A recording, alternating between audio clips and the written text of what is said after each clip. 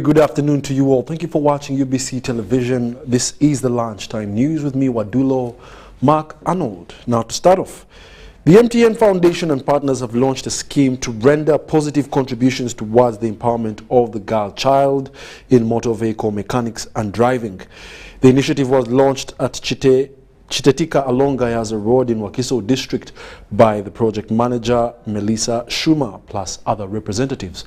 We have a detailed report. With Jamila, head of the institution. And also 20% young men. So we have the smart girls and the smart boys who take up the skills at the MTN Girls with Tools Center. So we welcome any young person who has education background or no education background, and we make sure they are certified both either on DIT or UBT.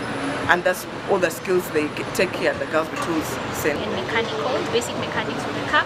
So what Prestige wanted to do is reach out a leaf or a hand to the community so that the girls can be empowered and acquire skills that are going to make them holistic drivers. Prestige is known for creating professional drivers, but now we want to give that holistic driver. But we're specifically targeting the girls because for a very long time it has been a myth or a fallacy that technical skills are for men. So that's one thing that Prestige wanted to demystify by coming together today with the MTN Girls with Tools for this project. We want to show every girl out there that what a man can do, women can do better. Give more skills to train them in defensive driving, to train them in ethics and customer care of how to run a business is very important for us in this area, so that it's not just an empty space, but to create a beehive of activities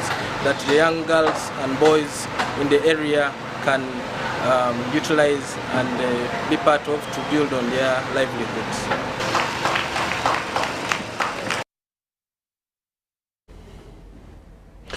In other news, government has assured born-again pastors that its agenda to regulate their operations and has no intention of banning places of worship like it's being rumored. This was confirmed by the Deputy IGP Major General Geoffrey Tumusime Kasigazi in a meeting with Kampala-based pastors. The meeting aimed at finding ways to curb environmental degradation and noise pollution. Recently, Kampala Capital City Authority warned the entertainment business that constitutes of bar owners, nightclubs and casino operators and places of worship against causing unnecessary sound that leads to noise pollution. According to World Health Organization, noise above 65 decibels is regarded as noise pollution, and it gets more harmful when it exceeds 75 decibels. This unwanted and disturbing sound in the environment prompted the Kampala Capital City Authority and other concerned parties to regulate the sound in communities.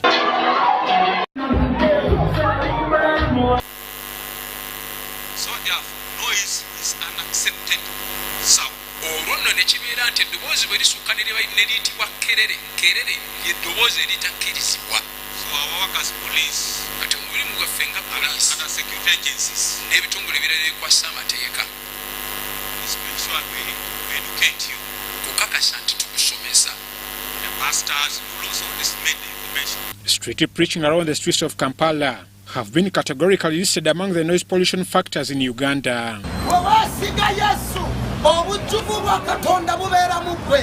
And you can know that every day he's right next to you. You can know that his spirit has gone before you.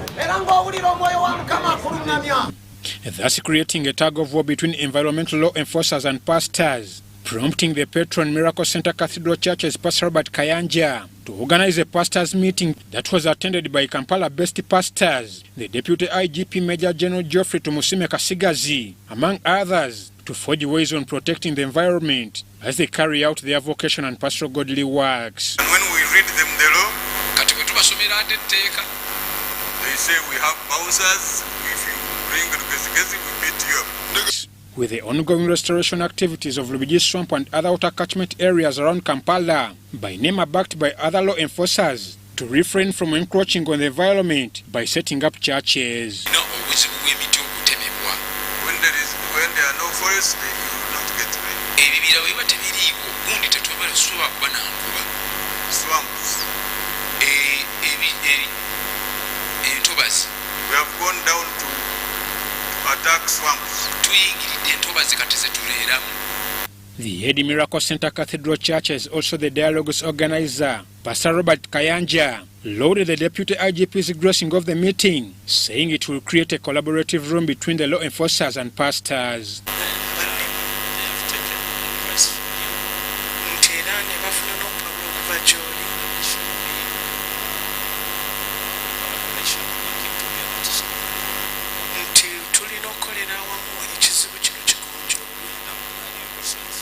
I'm Ivan Juko, reporting for UBC News.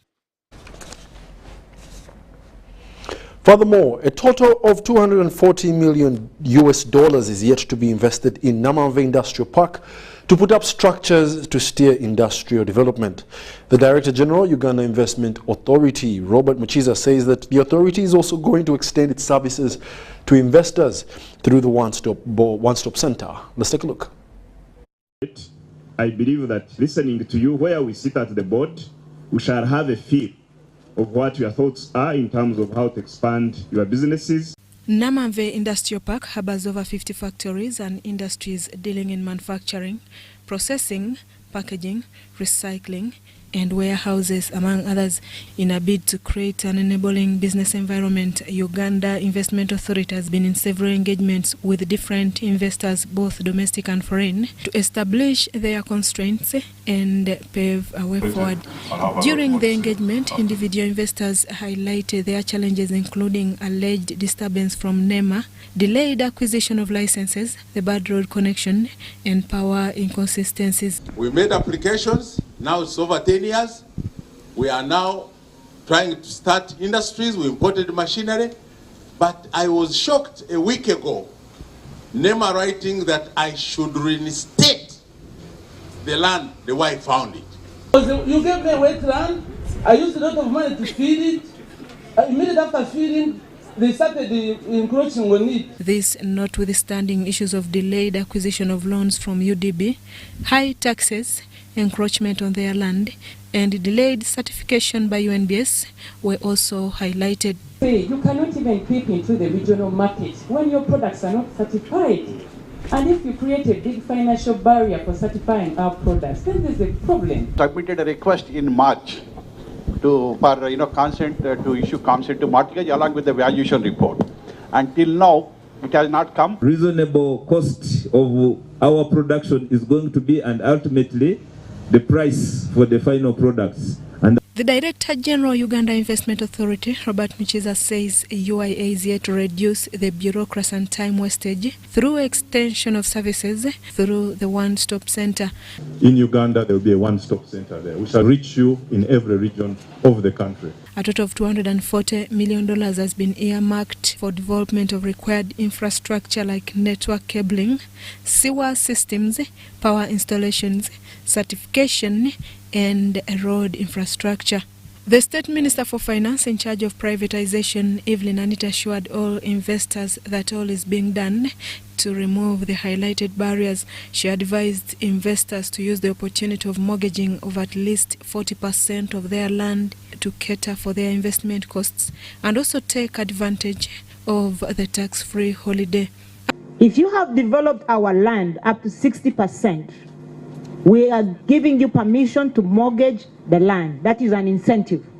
And if you have not developed up to 60%, forget about that incentive. Under the National Industrial Parks Development Strategy, UIA will establish 23 industrial and business parks, 22 of which are the gazetted industrial parks, plus 4 science technology industrial parks across the country. Susan Naung and Andrew Sebira reporting for UBC TV. Furthermore, Katabi NRM cadres have gathered in Kauku along Entebbe Road to mourn the fallen General Eli Tumwine and commended him for the love for the country and championing the right cause of true cadres, and will be remembered as a true African statesman.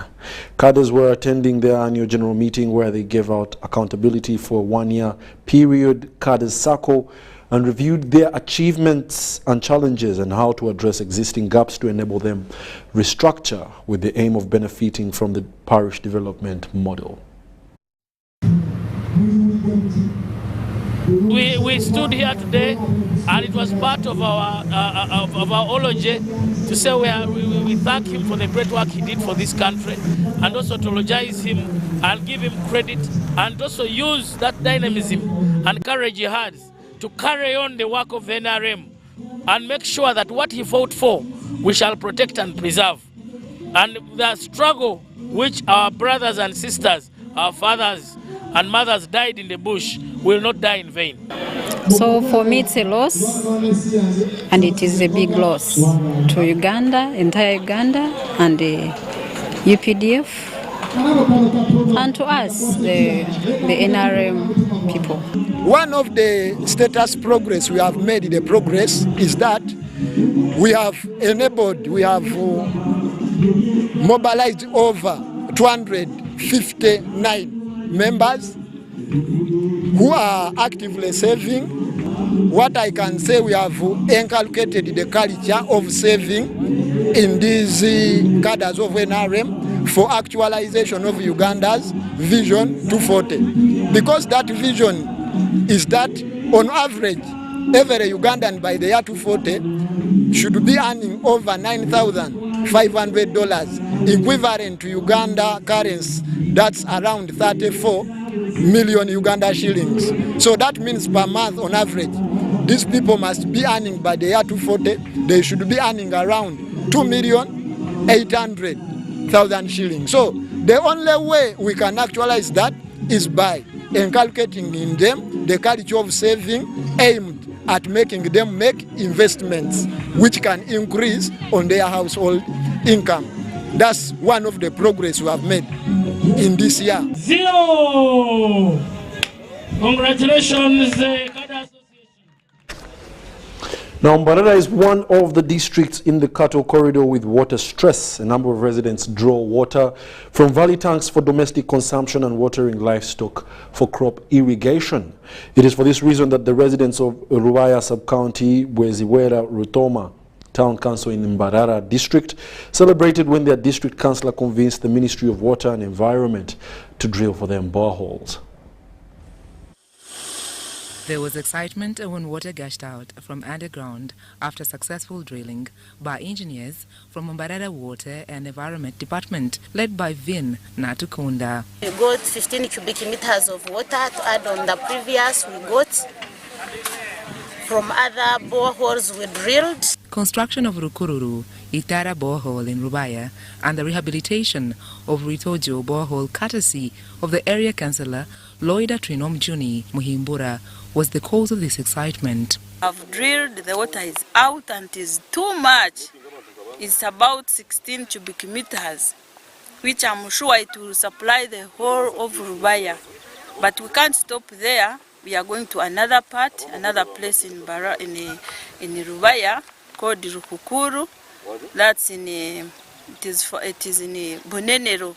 Residents praised their district councillor Trinomjuni for lobbying for them the boreholes from the Ministry of Water and Environment. That has been generated from here, we reduce on the occurrences of the diseases that have been affecting so much the people of this area due to the causes of water shortage. And among these diseases, the sinking and repair of the boreholes was witnessed by Bweziwera Rutoma Town Council Councillor Kabeireho Moses and the Itara Parish Councillor Etumwebaze Hassan Rugaju. Ritojo borehole allegedly broke down in 2013 and has been repaired with support of Loida Trinomjuni.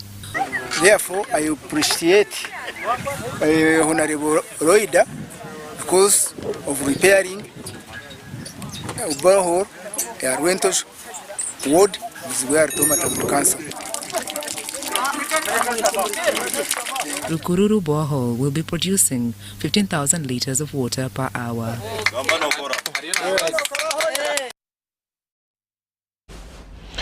The Embassy of the Republic of Uganda in the People's Republic of China, in collaboration with the African Culture Tourism Center, organized the Uganda-China Cultural Day, intended to enhance people-to-people relations. The event was held on Thursday, 25th of August 2022 in Beijing, China. Take a watch.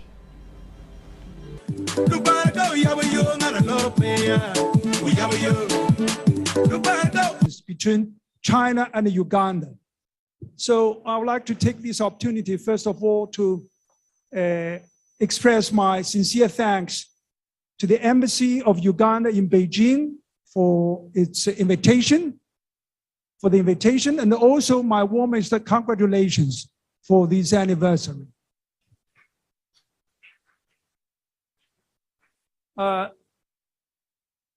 In 1960,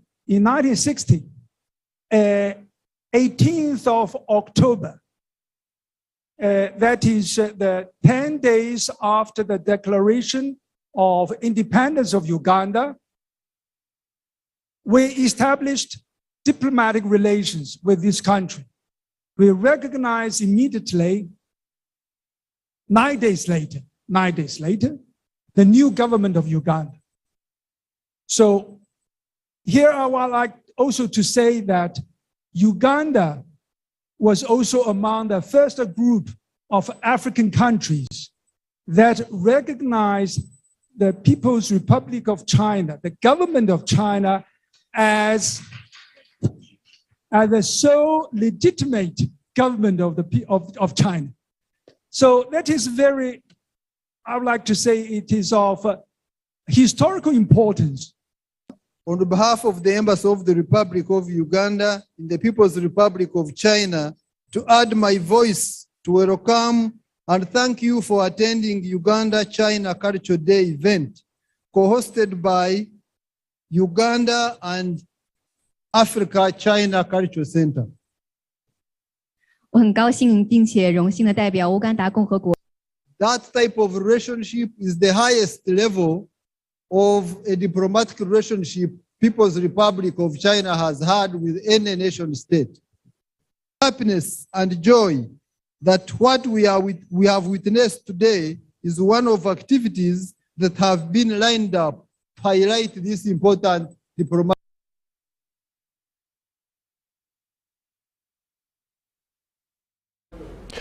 All right, we do interrupt this news bulletin to take you to Mbarara district, where the President, His Excellency Yoweri Kaguta Museveni, is addressing the teachers of southwestern Uganda. Let's switch up right about now.